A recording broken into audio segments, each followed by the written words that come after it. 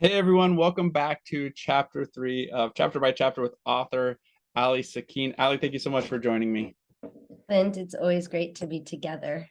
Yes, if you're someone who's watched the last three together, if this is your third chapter and you're watching it back to back, these are the only clothes that Alyee and I own. We wear them for all of our videos. So thank you for pointing that out in the comments. But we're making the most of our schedules. We are on different parts of planet Earth. Alyee, you are down in Costa Rica. I am. And I'm in South Dakota in the middle of the US. And so we've got to align our busy schedules with what works, and we make the most of these Zooms. But thank you so much for joining us. I am super excited to jump into chapter 3 of Alyee's book. If you got to go check out her stuff, click on the links in the thing below and all the account stuff. You can get over to all of her various channels. I won't rattle them all off for you. Chapter 3 in your book is about story times, what you call it is story time, but really talking about the stories we tell ourselves. And you got this great little punchy quote in here. If you're going to make up a story, make up a story that serves you.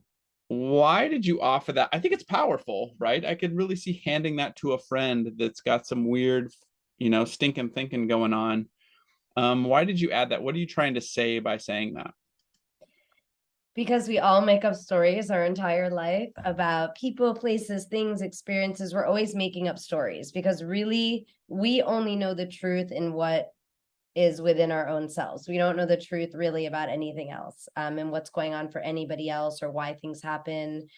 So we're constantly making up stories. And so if you're going to make up a story and say why something happened, why you didn't get that job, why you didn't get asked on a second date, why you didn't get invited to that party, why your bank account says zero, you may as well make up a story that works for you, that serves you, that helps you live your best life and feel joyful instead of negative. So if you're going to make one up, which we do a lot of the time, it may as well be a story that is serving you in your life instead of detracting from it. When you sort of spend a decent amount of time talking about what we've alluded to in the prior recordings of the other chapters about sort of spiraling negative thinking, it I would make a guess, but that feels like that was something that you perfected as a survival mechanism in your youth, that as an adult you had to sort of step away from. I'm making an assumption there, but you talk about it with a familiarity, and I think I think the people who are doing it may not even know that they're doing it. When someone's telling themselves a story, maybe it's negative and spiraling, what are you sort of alluding to of this making up stories in your mind? Well, it's been proven and studied that our mind will naturally go negative. So not even me, but our mind naturally goes to a negative place. So we are there to reel it back or to change it or witness it or turn it into something positive. So normally, obviously, we are not obviously, but we are taught how to act in ages 0 to 7. So we watch our parents, we're this open vessel. Our mind is on a tape recorder, completely open to life. And we're learning everything we see. And even in this planet, I guess, the news, all of the things we see skew negative.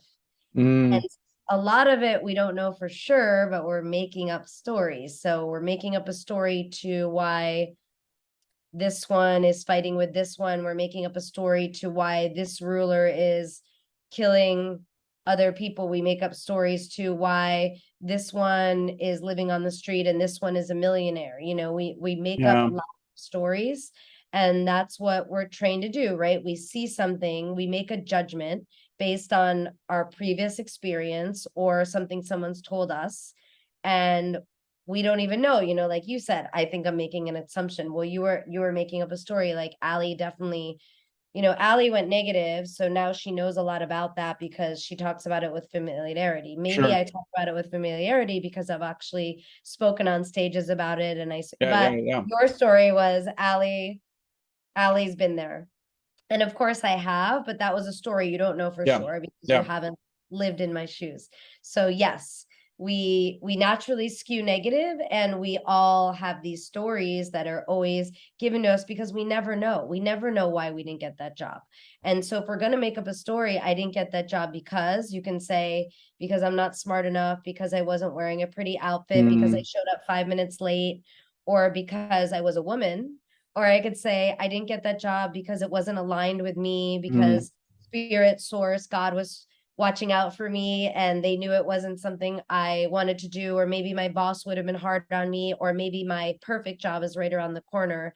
And so it was all trusting that everything was meant to be.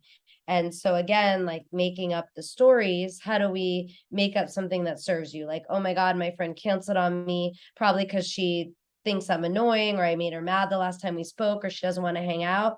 Or I could say, wow, now I have this night to myself. It's really great. I get to spend time alone. I've been wanting to spend time alone. Thank you, mm, divine flow, for allowing this to happen. And so we make up stories about everything, and most of the time, like even if you're at the bank and the lady's rude to you, you're like, wow, that lady's really rude. We made up a story, like maybe her grandmother just passed away, maybe she's sick, maybe her boss just screamed at her, but we're constantly coming with assumptions. And it's also, a quote, a chapter in the Four Agreements. mm. Don't assume, and so assuming allows us, when we assume, we make up stories. And unless you know for sure, then it's it's not the truth. And so making sure we live from truth. And if we're not going to, we may as well make it positive, like, so we feel good about ourselves and we get to stay in the positive mindset. Yeah, I think that that's interesting that someone may not realize what a powerful evolutionary biology the function of the brain is that is storytelling. And the reason we go negative from an evolutionary standpoint is because if you hear something go thump in the dark and you think this is probably grandma bringing me gifts, and you're a hunter gatherer, you're probably wrong and you die. And so the next person says they got that way wrong. Something that went thump in the dark was probably risky. I'm going to tell myself a story that it's an animal that wants to hurt me. I'm going to stay put. So we have this deep in our DNA mechanism to keep us safe, but it was developed in way different circumstances. It was developed, you live in the jungle Right. in Costa Rica, but you don't live in the jungle in Costa Rica. You're in a nice house. You can shut the door and keep the critters out if you want to, mostly. Ish. Um, and ish. But that's a very different circumstances than just being, raw in nature or exposed to the elements. And so you have it was developed in your DNA before this part of your brain ever was part of evolutionary biology. Like you got that programming deep inside you to be a storytelling, and we want closure to things. We don't. Someone cuts us off in traffic. I find that traffic is for those of us who have to drive all over. You create stories all the time, like some jerk is honking at you and like once in or whatever, and you're just like, oh, because you're late to work, just immediately you're just like, you want closure for this behavior that's without explanation. You don't really like going, well, I don't know why, just here we are. And so I think you're probably always in storytelling mode. That would be safer to assume. And I like your suggestion that if you're gonna be in the business of doing that all day long, you might as well put it to work for you, or at least have it be not harmful. Yeah, and like you said, like our ego, which is the person telling the story, as we've discussed a little bit in our last meeting in chapter 2, and also we'll discuss in the future in a chapter about ego, will tell us stories to protect us, keep us safe, things that we've learned. And it really can go deep. Like I can make up a story to why I lost my dog in the river in Costa Rica and say I wasn't in my boundary, I was with someone I didn't want to be with, and that person threw the rock, and all of the things I did, and take responsibility and blame myself, feel guilty, feel shame. Mm, Or I can make up a story, which my spiritual teacher told me, so I try to listen to her story, which is, it was his time, he planned his exit. It would have happened in a different way, but he definitely he reached his point of evolution and human potential. Like this is how it was planned. It's not your fault. Mm. And so even something deep like that, I can make up a whole story. I don't really know why it happened. Yeah. So I could either make up a story that serves me and makes me feel a bit better, that, it was his time no matter what, and I didn't do anything to be an accomplice to that, or I could guilt and shame and judge myself in for the next 50 years, So it can go deep and it can be light. And I do live in the jungle.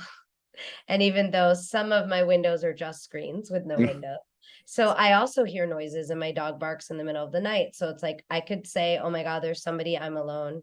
He's coming to get me. Maybe I'm not alone now by the time anyone's hearing the podcast, so don't come try to find me. But I could say all of these things. Oh, I'm in this country, I don't know, da, da, da. Or I could say, okay, I'm just going to trust that that's an animal and not a person. And part of me, yeah, I could be scared every time. So I don't know. Do I know that's a person? Do I know that's a fact? And there's been times I've sat in my bed shaking and sweating until 5 a.m. I'm like, I just want the sun to rise so I can sleep because I'm terrified. Or I could say, chances are it's not she heard a noise, she smelled something. I heard it too, but maybe it's whatever it is. And you could look at it that I'm being naive, or you could look at it like, okay, she's trusting that there's a higher divine looking out for me. And I'm not saying to be silly about it, but I'm saying to watch the stories your mind makes up without knowing the fact or the truth. It feels to me like there's some sort of happy medium or in between the extremes, because you could keep going to the positive and then almost be disassociated and sociopathic by removing yourself from the reality of things when maybe you're the causer of some drama, and you're in negative circumstances from choices that you need to have ownership over, which would be a lot healthier practice than to just be like, to screw someone over and then be like, well, the universe planned it that way because you were malicious. Do you know what I'm saying? I feel like you could just push Yeah, the other direction and get out of balance the other way. ish, but I'm not saying to make up a story or to be malicious and then say that was meant to happen, or say Yeah. you feel someone's cheating on you, which I had this situation at the beginning of the year. And it's like my intuition was telling me something doesn't feel right, something doesn't feel right. In that moment, I'm not going to make up a story that serves me, which I did for a month or two, like, oh, I did go, oh, it's just you, Alyee. Maybe you have an unresolved issue. Let me look into that. Let me see what trauma this could be triggering. Da, da, da. At the end of the day, he was cheating on me. And Mm. so listening to your intuition and asking questions, doing the research you have to do, to find out the truth, not to live in a bubble. But if you don't know, you can say, and then at the end, I said, you know what, there's a reason he cheated on me. I've never been cheated on before. And now, since I'm a transformational mindset coach, I can coach my clients who've been cheated on because I've experienced firsthand. And Yeah. that was really the story I made up about the cheating, because I could also, again, go into negative. Of course, he cheated on me. My intuition told me I didn't listen. Again, so how do I make up a story that serves me? Because I don't know why that happened. Or I could look at it as it happened for my own growth. So, and I'm not saying don't listen to your intuition, but I'm saying when you don't know, or you're questioning something, or your mind is going to go negative, try to keep yourself in a healthier state by realizing whatever it was that it's happening again for you and not to you. So then you can be happier and healthier in your own self. You talk, thank you for that breakdown. You talk a little bit about in the book about a short marriage to this person you mentioned in the prior podcast and interview that you had, still have a good relationship with. Maybe it's better now, I don't know. But you had this sentence that I thought was interesting. It says, I was actually loving myself, something I had struggled with my whole life, by ending things. Now, that I think that might be new to folks, that you were loving yourself by ending things. Help me understand that better. So by ending that relationship, I was respecting myself. I was listening to my intuition. I wasn't abandoning myself because I knew it wasn't the right match. It wasn't aligned. And I wasn't staying in it because I was a certain age, or because I didn't want to get divorced, or because of Mm, what it looked like, or because I wanted to have children, but I actually was respecting myself and loving myself enough to honor what I knew to be true. mm, So I knew in the core, which a lot of us do, Oprah talks about it a lot, or did on an episode years and years and years ago about intuition. And when we feel something really strong, like we know. So the more you honor yourself and what you do know, the more you're loving yourself, because you're honoring yourself, you're respecting yourself, you're not abandoning yourself. But we've been taught sometimes to, oh, but that other person, I want to make them happy, or it's going to look a certain way, or this is what I'm supposed to do. And so by loving myself, and I left because I knew that's what my soul, what my spirit, what I needed to do to continue a healthy, joyful life.